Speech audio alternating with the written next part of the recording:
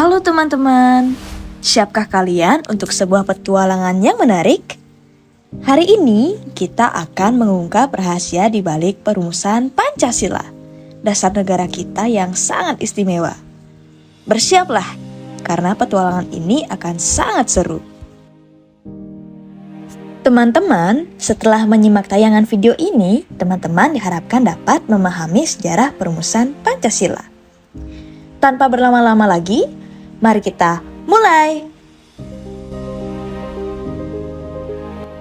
Teman-teman, perumusan Pancasila dimulai pada masa perjuangan kemerdekaan Indonesia.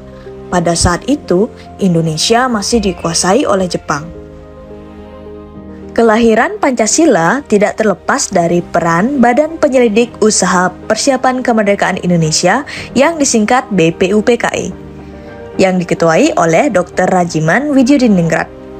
Dalam salah satu sidang, yaitu tanggal 29 Mei sampai 1 Juni 1945, yang bertujuan untuk merumuskan dasar filsafat dan bentuk negara Indonesia merdeka, terdapat 3 tokoh yang menawarkan konsep dasar negara Indonesia, yaitu Muhammad Yamin, Supomo, dan Insinyur Soekarno. Pada 29 Mei 1945, Muhammad Yamin mengajukan rumusannya, yaitu yang pertama, peri kebangsaan, yang kedua, peri kemanusiaan, yang ketiga, peri ketuhanan, yang keempat, peri kerakyatan, dan yang kelima, kesejahteraan sosial. Tokoh yang kedua adalah Supomo. Beliau mengajukan rumusannya, yaitu yang pertama, persatuan, yang kedua kekeluargaan, yang ketiga keseimbangan lahir dan batin, yang keempat musyawarah, dan yang kelima keadilan rakyat. Tokoh yang ketiga adalah Insinyur Soekarno.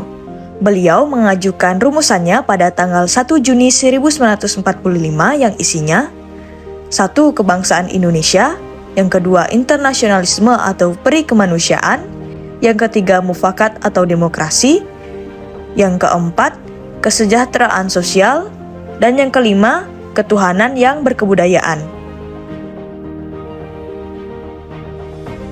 Insinyur Soekarno mengatakan bahwa atas saran dari seorang ahli, kelima asas yang diusulkannya diberi nama Pancasila. Maka setiap tanggal 1 Juni kita memperingati hari lahirnya Pancasila.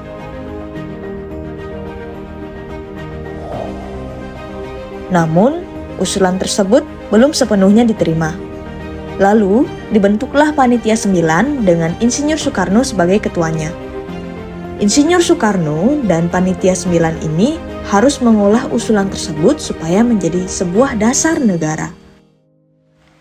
Panitia 9 tadi kemudian menghasilkan rancangan dasar negara Indonesia Merdeka yang disebut dengan Piagam Jakarta. Nah, Piagam Jakarta ini berisi 5 dasar negara, yaitu 1. Ketuhanan dengan kewajiban menjalankan syariat Islam bagi pemeluk-pemeluknya. 2. Kemanusiaan yang adil dan beradab. 3. Persatuan Indonesia. 4. Kerakyatan yang dipimpin oleh hikmat kebijaksanaan dalam permusyawaratan perwakilan. Dan kelima, keadilan sosial bagi seluruh rakyat Indonesia. Nah, ini adalah rancangan dasar negara berdasarkan Piagam Jakarta. Sudah hampir mirip dengan Pancasila yang kita ketahui saat ini.